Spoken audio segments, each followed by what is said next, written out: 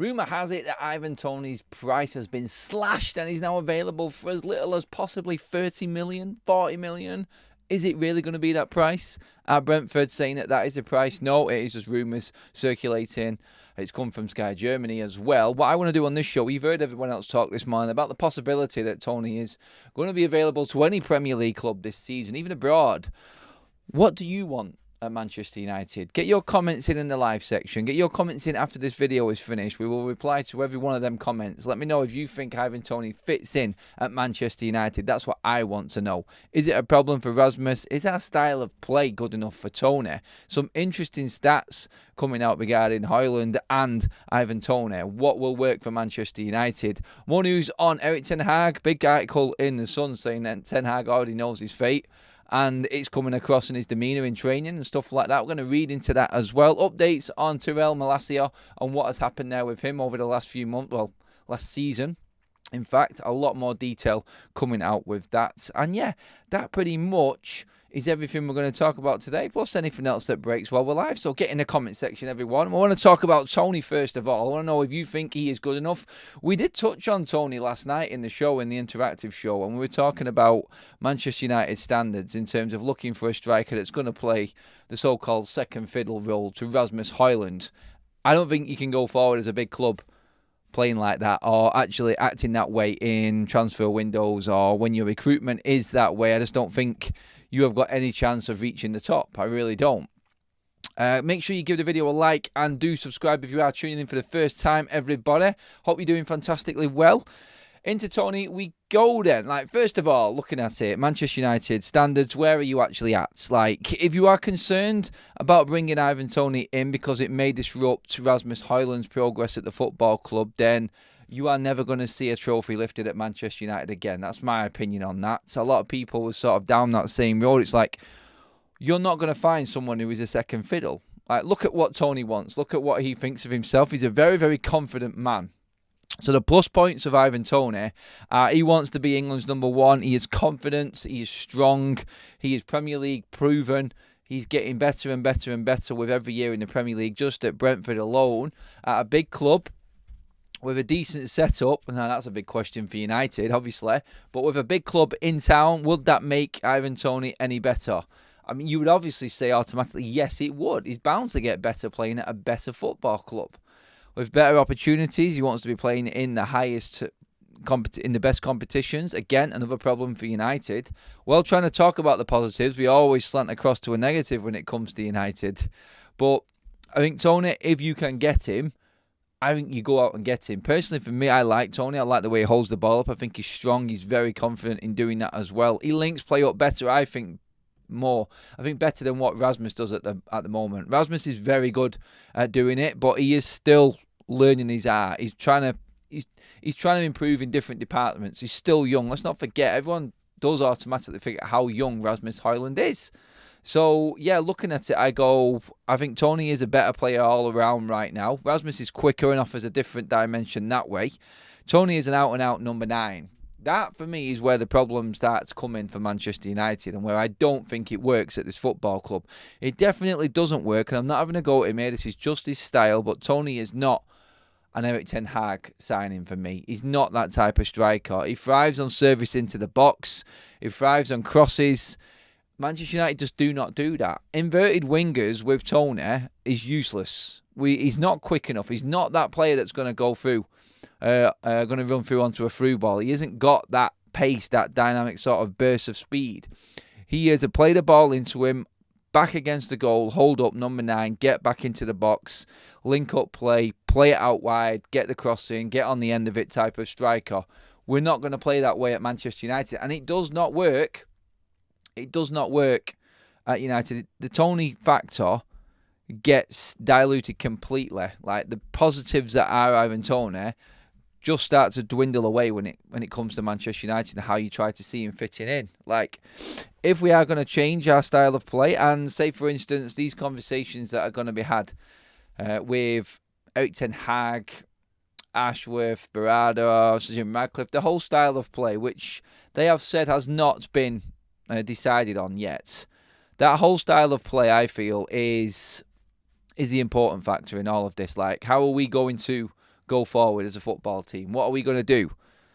If we change our style of play and we work a different way, I mean, is Ten Hag, first of all, going to be willing to do that? Is he going to be willing to move away from what he thought and what he says, he actually says, quote unquote, is his style of football? Like, everyone can see it. It doesn't matter what everyone else thinks he says in press conferences or when he's talking to the media. So Ten Hag apparently knows his style, and it's quite clear. I can't see it, but, like, if he's willing to change, then Toney may work under him. I mean, I'm not saying that Toney won't work at United. I would love him at United. I think he's a great player. I do. I really rate Ivan Toney. His age comes into it. He's 28 now. He's just turned 28 last month. So what are you going to get out of him year-wise? Like, what's that contract going to be? This is where Berardi comes in, obviously, and negotiates that deal. So is it a player that you can look to build around the future? And right now, no, it's not. This is a player that I think, hopefully, if United were going in the right direction, would give Rasmus Hojlund that kick up the arse, that help. It's not so much a kick up the arse, sorry, not that, but it would be that sort of, there you go, let's learn off Ivan Toney. Like, if it's not working for you, someone else is going to come in. Maybe it will take him to that next level automatically. So yeah, let's just wait it out. Let's see what's happening with Rasmus on that side of things. I think he will come good, hopefully, before the end of the season. But going into the summer, Manchester United cannot afford to not be looking at players like Ivan Toney just for the sake of Rasmus Hojlund and getting in the way of Rasmus Hojlund. It's not a big football club mentality. It's not a strong football club mentality. Like, anyone who thinks that Manchester United are where we need to be, or are progressing in any way, shape or form, or that there are positives within this team with certain players, go and watch the last 2 nights Champions League football over again, then come back to me and tell me that Manchester United are not a million miles away from where we used to be. You know them nights that you just watched, that Barcelona PSG game last night, and the quality of football and footballers on display, City against Madrid, Arsenal, Bayern Munich, them games that you just watched, that's where United used to be. We were up there, and we let it slip. Manchester United are a million miles away from competing at the top level. And so Jim Radcliffe wants United to be there. So you tell me that these players at this football club right now give you enough confidence to go out on that pitch and compete at that level that have been played this week in the Champions League quarterfinals. We are nowhere near it. We are a million miles away. Toney, I don't think, is that level. He's getting closer to it.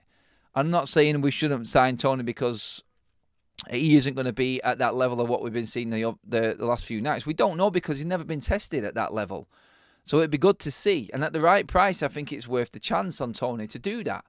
But Manchester United right now, like, if we go into this and think that Toney's not a second-rate striker, then it's just ludicrous. It's absolute crazy nonsense is what it is, because we will go nowhere, absolutely nowhere, if we thinking that someone is going to be out there that's going to come in and play second fiddle to Rasmus Hojlund, a 21-year-old who has got no proven track record in the Premier League apart from what he's done this season for a few months. Like, he hasn't been brilliant all season. Let's not kid ourselves. Manchester United need to be going out and buying the best. If Toney's available and we're willing to change our style of play to suit Toney, then it's a good signing at that price. 4 years, 3 years max at the top level, maybe just pushing it if he hits around about that 32 mark. I think that's what you're looking at contract-wise. Is it good? Yeah, I think it is a good deal. Like, 3 or 4 years out of Ivan Toney, well, Rasmus Hojlund learns off him and gets better. I think that's good. That's good planning. There needs to be something else in the pipeline as well. I think we need another forward as well. And this is where Manchester United have sort of fallen away, where other teams have progressed. It's like they are identifying players that they need and work well in the system that they are playing, and it's prospering them. It is. It's like they are moving forward. I just feel like Toney is a good start. Like, at that price, that is a player there that you know isn't going to be there that long. And Rasmus Hojlund can learn off a lot. Like, there are a lot of attributes that Toney's got that I think Rasmus has got, but just not as good, like I said. So I would 100% be in for Ivan Toney. If it was 40 million, I think that's a fair price. 1 year left on his contract. We know his proven goal-scoring record. The only problem I've got with it is our style of play at Manchester United does not suit Toney. The fact that he has been out for 8 months and has had more shots on goal this season than Rasmus Hojlund tells you everything you need to know. We don't create chances for a number 9. Everything and all of our shot counts and chances created is for everyone out wide. It's like Anthony will probably have more shots than Rasmus Hojlund this season because he cuts in. There's no service to the number 9. So if Tony's going to come in, it's not going to work in this system for Manchester United. And that's the problem we've got. I'm going to come to the chat. I want to give you guys a chance to tell me where you are at with Ivan Toney. Does he fit in? Let's get through some of the comments. Let's scroll right back up here and see where you guys are at. Anthony Wisdom, I don't subscribe to this notion that buying a new striker will be an issue for Hojlund. We used to have 4 top strikers that fought for the right to start up front. Competition is healthy for the club. Definitely. Nilan John says, I would take Toney. I'd take Ivan, says Gary. Service is a problem at the moment, says Michael. Yes, Toney has swagger and strength, that's for sure, says Stephanie. Defo need wingers that provide for a number 9, though, says Guinness. Roddy says, you good Stewie, lad. Good on you. Nothing to do with Toney. Just in the chat in general. Stu says, Toney has the confidence to run out to Old Trafford and hold his own. Yes, he does. Gabriel is in the chat as well. I hope you're doing well as well, Gabriel. Toney smacks of a potential Cantona-esque signing. Oh, that is big praise indeed. No wrong character.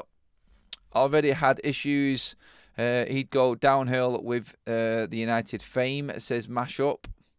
It's an interesting one. That's the first one that we've read out that doesn't want to go with Toney. Toney decent on set pieces. Will Bruno like that? Is another question.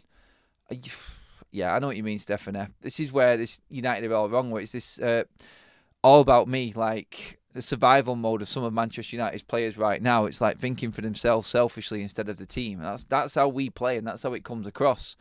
Leo says, I've been saying this for ages, but Mount on the right, then you'll see crosses in the box. All depends how Ten Hag wants them to play. Putting Mount out on the right, I don't like it. I don't. I'd rather have Mount with his energy in the middle. I think that's where he plays best. I think a decision needs to be made between him and Bruno Fernandes on certain games. That's where I am at with him. I don't want him out there. He's a midfielder, a central midfielder, and a creative one. Graham's been chubbed for Palace. I've not even checked my Palace yet, mate. I'm guessing that I've been chubbed as well, mate. Don't get any tickets these days. It's an absolute joke. Colin says, who's better alternative that's willing to maybe play second fiddle, but also, when called upon, will do a job? I don't think there is that type of player out there, Colin, mate. I honestly don't, Colin. He's a Premier League striker who's coming in to prove his worth and to fight for his place in the first team. That's what a Premier League striker is. I don't think there's anyone out there that thinks they're going to go to the club just to play behind someone else. They're going there to prove what they can do. And anyone going to United is going to take that opportunity with both hands and is going to put pressure on Rasmus. And that's the way it should be at Manchester United. It's the way it's not been for years. Like, the bringing in of like Wout Weghorst, Igalo, players like this, that you're just there for cover. Look where it's got us. Absolutely nowhere. You don't see any other big club doing this. And that's what I mean by comparing where United are now to what we just witnessed this week in the Champions League. We are 101 million miles away from ever competing in that Champions League at that level right now. You can't disagree with that. You really can't. Manchester United are they're spent right now when it comes to the style of football. We just haven't got it. We haven't got the right players. Yes, they do try. Yes, they put effort in. But at the end of the day, I think it was Graham who said it outside Old Trafford after the Liverpool game. They're just not good enough. They're just not a good team. Quality-wise, we are lacking, definitely. Jonathan, I'm fed up with the inverted wingers, inverted fullbacks. I just want someone to drive to the line and whip a decent crossing. Yes, I'm old. Antonio Valencia was a master at that. I think he was the last one I can remember actually playing that way.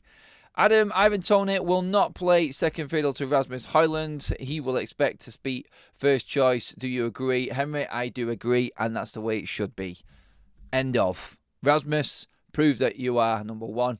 Toney, prove that you are number one. Fight it out. It's what every other big club does and what it has. You have to be better than the man that you're competing against to get in. Make the manager change his mind. That's what it should be. They want to cash in on Toney before last season on contract, hence price, I reckon. You cannot expect anyone to pay upwards of 50 million for a striker that's into his last year of his deal at the age of 28. It's just not gonna happen. I understand Brentford's situation and like they've got to replace him, but it's not going to happen. It isn't. Matt Lambridge says Ivan Toney would be great for Rasmus. They both have bad backs, and he can show him how to deal with He is cool and calm under pressure, which Rasmus needs to learn. But we don't create chances for strikers. Like I said, good point, Mark. Again, Gerhard says, Toney would be perfect if we were further along with our development as a team. Sadly, we are light years behind. This is why we must have a clear out. No player should be safe, including Bruno. No one should ever be safe at Manchester United. You should always be looking over your shoulder. York and Cole had Sheringham and Ollie behind them, so why can't Rasmus have strength in competition behind him? It's only going to benefit him buying class. Yeah, I think it will. We've got a super chat in the house from Colonel. Says, need confident players who fight. Toney is this. 100%. Thank you for the super chat as well.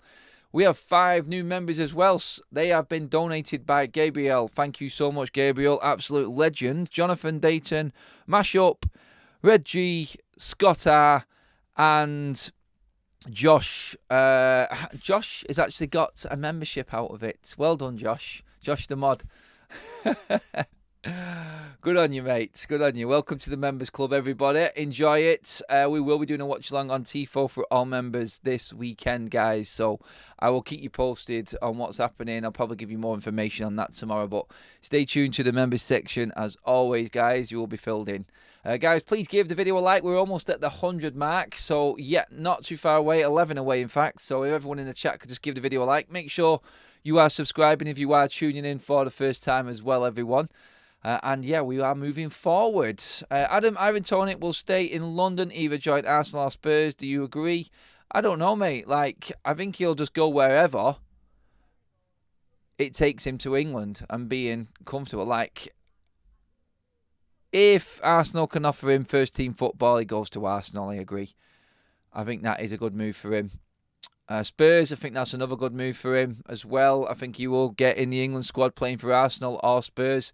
This is where United have got a problem now. They've got stiff competition for any player that they want to bid for because they can't offer European football next season. Definitely not Champions League, high-level football that's going to put you in the spotlight and get whoever the England manager is at the time to them grounds to watch you. It's where I think United, like I said, will be against it this summer when it comes to the competition for certain players. This is why we need to have that structure in place so we can entice people and sell them the project, which is Manchester United, going into next season. That is where Inios have got their work cut out, because as big a story and like sprinkling glitter and gold dust over Manchester United to make it look as pretty as it is, we cannot offer certain players what other clubs can next season, and that is the chance to play in one of the biggest, if not biggest, club competition in the world, which is the Champions League. That's where players are going to be looking. And a player at Ivan Toney's age of 28, he isn't going to move again after this one. So this is it. Where does he go? Is he convinced by United that we're going to be in the Champions League next season? The season after next, sorry. And go with that? Or does he go with where his guarantee is right now? That's Ange Postecoglou, a team playing a certain style of football that suits him. Arteta, another one that suits him. There are other people in better position to take Ivan Toney than Manchester United. And we have got one serious convincing pitch to any player this summer to try and get them through the door. It really is. United have to be incredibly clever with how they approach any transfer this summer. It's going to be difficult. Let's just say that. Anthony Wisdom says, we need a proven goal scorer. Hojlund can't be our number one striker because he has because of lack of experience and age. Bring in another 2 strikers and start using them properly. Rashford probably needs to leave. Not probably, definitely needs to leave for me. City has best striker on the planet and Argentina's main man. They both play a lot of football. They do. Their rotation system at City is exactly what you need to win every single trophy like they do at the moment. It is. On the road to 42k, make sure you do subscribe, guys. Almost at the weekend now. It seems to have been a longish sort of week, hasn't it, without any football midweek. We got used to the midweek games again. It's not going to get any quieter. I think we've got this week leading up to, obviously, Bournemouth on Saturday, and then next week leading up to the FA Cup semi-final. And then after that, it's like 2 games every single week, trying to play catch-up because of the FA Cup taking preference over some of the league games. Obviously, we know now we've got the moved game for Newcastle, which has moved to May. The moved game for Crystal Palace, also awkward kick-off times at night, both of them. So we are really, really suffering. So I think it's, for us right now, like this Bournemouth game is massive coming up this weekend, and we just need some points on the board. Like, let's just try and secure Europa League football at least. Yes, we have to listen to that horrible theme tune every single Thursday night, and we're going to be playing every bleeding Sunday, it would seem now, into next season. But you know what? Like, European football or no European football, I think United need to have some form of European football, even if, I mean, honestly, if it came to the Conference League, I'd rather have none. It's not worth it. Like, let's just at least get the Europa League. And then, if it doesn't go well, we've got another avenue into the Champions League next season, maybe. So, let's just concentrate on the rest of this season and securing where we are now, which is 6th, and not falling behind. I don't think we can catch anyone above us. I've still seen people talking about hanging on by a thread for the Champions League hopes. Like, it's gone. Like, we're not getting Champions League. Villa and Tottenham are not going to drop that many points. We had a chance. We talked about it. 10 games to go before the international break finished. We've taken 2 points out of the first 3. We're done. Like, that was it. Like, 7 games to go. We are not catching them 2. Not with that many points behind. Erik ten Hag, apparently, according to The Sun and Neil Custis, already knows his fate at the football club as well. And some Manchester United players have noticed this in his demeanour, how he is. He's not got the same sort of drive, mentality or anything, that get up and go that he has in training usually. Everything seems to be off with Ten Hag, according to Neil Custis in The Sun.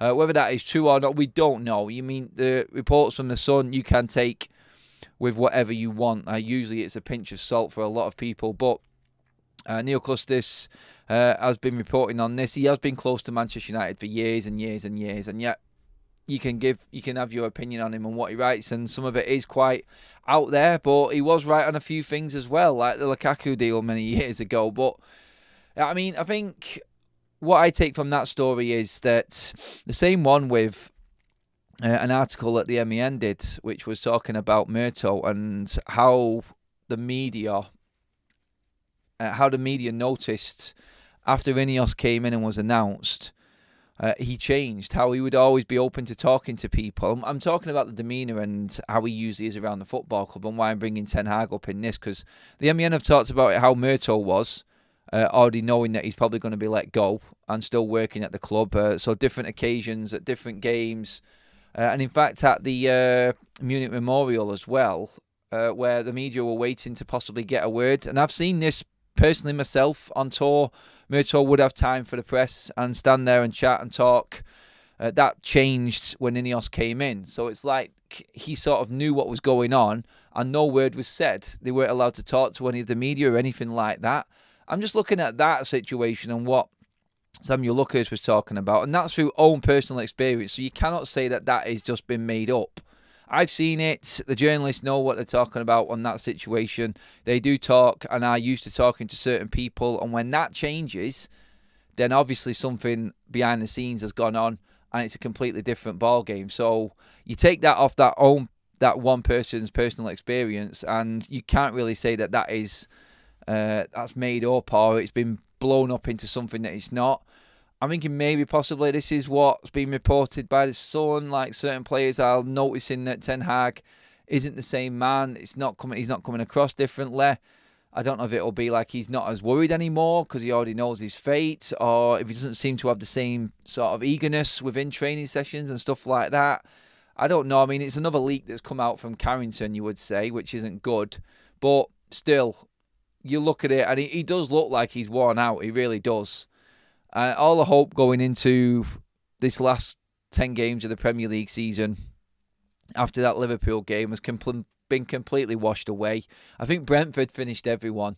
And then the mentality collapse against Chelsea. Yes, we showed a bit of spirit against Liverpool, but again, like for 50 minutes without a shot, with Liverpool knocking on the door and just finishing poorly, I think everyone realised that that was a game that just hinged on that one moment, and we took advantage of it for 20 minutes with Bruno's and Kobbie Mainoo's goal. So I think everyone's realised over the last 3 games that there isn't really much hope for United getting Champions League.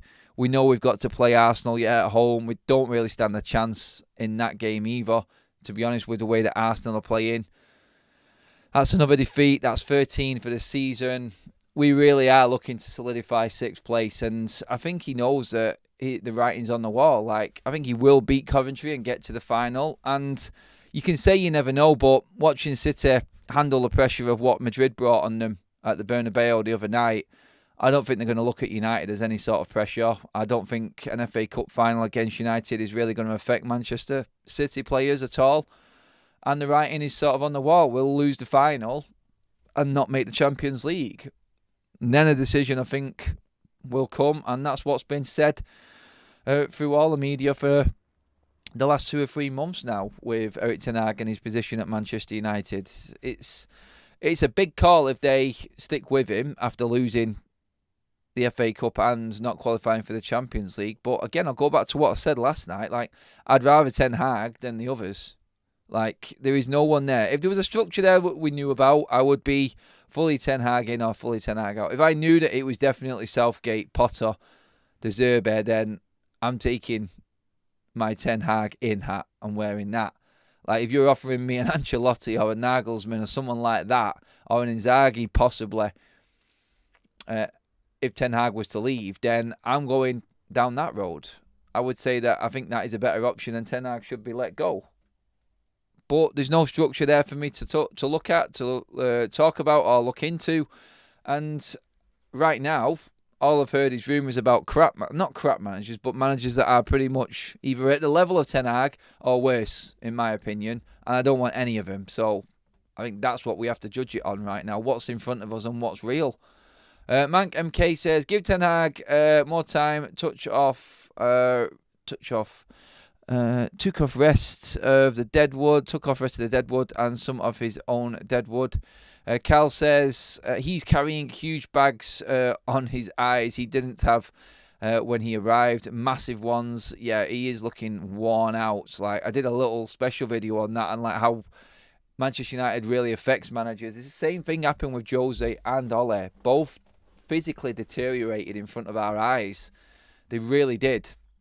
Liam Whitehouse says, the rest of the season feels like a burden. It's just an obstacle to overcome before the rebuild process can begin in the summer. Liam, I agree with that, mate. I do. I think that is a good point. It does feel like it's just in the way right now of what every United fan wants, which is to see what Inios really do with this football club, and now they change things. So I think everyone's just done with the squad, done with what Ten Hag's been saying, done with everything that's happened this season. It's been a disaster. They may be able to sprinkle some stardust on it with an FA Cup win. But it's highly unlikely, especially if it's City in the final. And I think the writing's on the wall. But there needs to be a better option for us, at least, in terms of the manager situation. Man United are a mid-table club at best, says Stephen. Players are the reason Erik ten Hag is looking lost and walking around Carrington bewildered. It must be like Groundhog Day for them. Take a good look in the mirror and realise we've done it again, says Anthony Wisdom. Lee Dixon, Hojlund really worries me. I don't think the fans will put up with him much next season if he doesn't start scoring. I think he's had moments. I think he's got a lot of favouritism in the fan base, mate. I do. Like, from games I've been to, I've seen it. So I'm not saying that the fan base will turn on him if he doesn't score enough goals next season. If anyone said to me he's going to get between 15 and 20 this season, I'd have snatched your hand off. This is the guy that was bought in from Atalanta, no Premier League experience, with 9 goals to his name last season. He's already surpassed that, and he's on his way to getting around about 15 this season. It's not bad. And I go back quickly to the start of the show. If you have just joined us, like in terms of Ivan Toney coming in, I think it's a good thing, but I don't think Toney would work with Ten Hag. I don't. The inverted wingers don't work for a player like Toney. I mean, Toney at Brentford alone has had more shots this season than Rasmus Hojlund. And Toney's been suspended for 8 months. It's crazy. Like, how does that happen? Like, Brentford are creating more opportunities for Toney, or he's creating more in the way that they play for himself than Rasmus Hojlund has at Manchester United. And Rasmus obviously has played a lot more games. That tells you everything as to why Toney wouldn't work under Ten Hag and this system. Like, if you've got Anthony one side, no disrespect big disrespect to Marcus Rashford. He isn't going to cross a ball for you. Garnacho, you may get a ball in from. But again, young, still finding his feet, as good as he has been. He's not the finished article. And Toney needs guaranteed game time and guaranteed service to prove his point, to prove his worth. I think Toney would look at United and go, big club, possibilities, yes, but realistically, I think I will struggle at United. I'm not going to be in the Champions League, and there are better teams and options out there for me that guarantee me every single week a starting place, and I will get the service to keep my goal-scoring run going in the Premier League. I think that's where Tony's head will be looking right now. Spurs and Arsenal. I can't remember, which comment it was that came up before. Spurs and Arsenal. And this is just me being honest. I think he's a better option for Ivan Toney next season. I don't think Manchester United is his number one. And I think he will do better at the other clubs. North London clubs definitely suit Toney and the way he plays more than United. Give the video a like, guys, please. Let's get up to that 150 mark. Please download our SofaScore app. Them stats that I just dragged up. Shots this season in the Premier League. 30 for Rasmus Hojlund. 39 for Ivan Toney. I got that directly off SofaScore. Scan the QR code, bottom right-hand corner, guys. I'll drop in the description. There is a link there for you too. It's completely free. And you can go and get all of this information straight to your phone. It's right there for you. One of the best apps out there for all football levels, from the Premier League back down the pyramid to the National League, international football, and other sports as well. It is brilliant, and it's completely free. Any download helps the channel, helps us move forward. It's much appreciated. Get on it. You will love it. That's a guarantee. That's what I just did. 30 shots to 39. How is that even possible when he's played double the games? Like, oh, United, seriously. When you go into some of the stuff like that and what Man United have played like this season, stats like that between Hojlund and Toney highlight exactly where Manchester United are going wrong. It's crazy. And you cannot ignore that. People do try and ignore it. And I'm just like, it's there. The hard facts are there. Just look at them and make your decision after. Super chat from Mark. Thank you, Mark. Adam, many fans wanting a mansion but don't want to build foundations. We need to stop trying to run before we can walk and take time to get it right. Time to get it right, I agree with Mark. I wish he would have said 5 years, Sir Jim Radcliffe, and not them 3 years. I feel like he's pressured himself into getting things done quicker than what he needed to. Like, no one was under the illusion that this was going to turn around quickly. All we wanted to see was progress maybe every single season, Mark, I would say. And I think he's made it hard for himself by saying 3 years. I mean, I love it in a way. Like, if he does it, I'll stand there and I'll applaud him. And I'll just say, wow, that I did not see doing. But you know what? He's set his goal, he's set his target, and he's accomplished it. And if that is the case, after 3 years, then good on him. And good on Inios for carrying this out, because I don't think it's possible. Like, 3 years is too quick. If you'd have been telling Man United fans it's going to take a bit of time, not put a time limit on it, I think everyone would have been fine with that. I think we would have all accepted it and gone, you know what? Yeah, I understand. I do understand that this is a complete mess. And if someone is willing to put the effort and the time in, and the money in, then they will get the time and the patience from the fan base. All it's done now is give the negative people that are not Inios or pro Inios the chance to say, oh, 3 years is up. Not much has changed. Still not challenging for titles, like you said. We told you this was wrong. We should have gone with Qatar. That's the sort of thing that's going to come out. And that's the thing that they're going to have to be dealing with. So, yeah, it's a difficult one. It is a difficult one.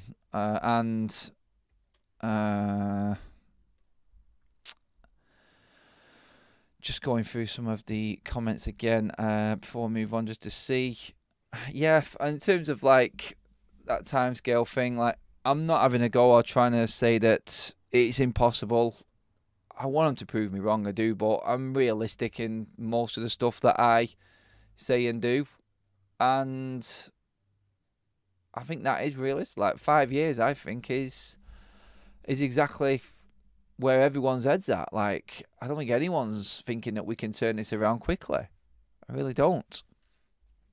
ManKMK, Toney will make a fortune at the bookies betting against his own team. If you want him to come, you are not Manchester United. If you want him to come, you are not Manchester United. That's a strong opinion, that, Mank. I mean, everyone is entitled. I think Toney would be the right type of signing. I just don't think he's going to work under Ten Hag. I don't. I think he'll end up going to Arsenal or Spurs, somewhere like that. If Chelsea get him, then I really question his ambition. And then I would agree then that he isn't a player that I want at my football club. Definitely not. On to Tyrell Malacia and updates on the injury situation. It's been the man, the myth, the disappearing act, which was Tyrell Malacia this season. Like, where did he go? Well, finally, we're getting some clarity on what the situation is with Tyrell, because it's come out and reports have come out, and there's been a great article in The Athletic, which... from Michael Critchley, which says that Tyrell Malacia didn't and wasn't honest again with staff about the pain that he was having. And it took a while for him to tell the actual medical team at Manchester United what was going on. So then a decision was made. There was two options. The original operation still had loose cartilage around the original problem and was causing him issues. It was either going to be carry on with the rehabilitation without surgery, or get another surgery done and just get this cleared up and then just go from there. What would be best for Tyrell Malacia and his career, I think it came down to. And they decided to go for the surgery. It was taken out by the same surgeon who did the original one, which you could say has caused the issue, but overseen by Manchester United representatives as well at the same time. So Tyrell Malacia is back at Carrington. He is, like you can see at the bottom of the team, at the screen there going across on the banner. He will be working alongside an external specialist for the foreseeable. We are not going to see him this season. I don't think we should expect him to now. But again, like, if this was going on back in months ago, then why didn't we know about it so all of the stupid rumours didn't stop and started causing problems? Like, I don't understand why it takes so long. Like, if they knew this months ago, then just let the fan base know so we can send the well wishes, we can send the support and get behind one of our own. Whereas everyone else now is like guessing. Like, I've seen videos online of people like going in, where is Malacia? The mystery of Tyrell Malacia, what's going on? It's like, just leave him alone. Like, but the club could have done that and come out and just told us exactly what was going on like they have done now. And I think that's what's important in this, and that's what we need to see. It's like, God knows where Malacia's head is right now. Like, he must be distraught. It must be absolutely destroying him inside that he cannot play football. But at least we know he's on the mend and he's now away from away from the worst. I don't know. I hope it is that case. And he's on the fully mend now. Like, he's fully on the mend now, sorry. And we can see him again next season, possibly. It'd be good to see him again. I mean, he is one of them players, one of them positive players. He's infectious. I think he brings a good attitude to the game. And I think we have missed him at parts. I mean, Ten Hag has even been saying, look, no one really understands how much Manchester United have missed Tyrell Malacia. And it cannot be...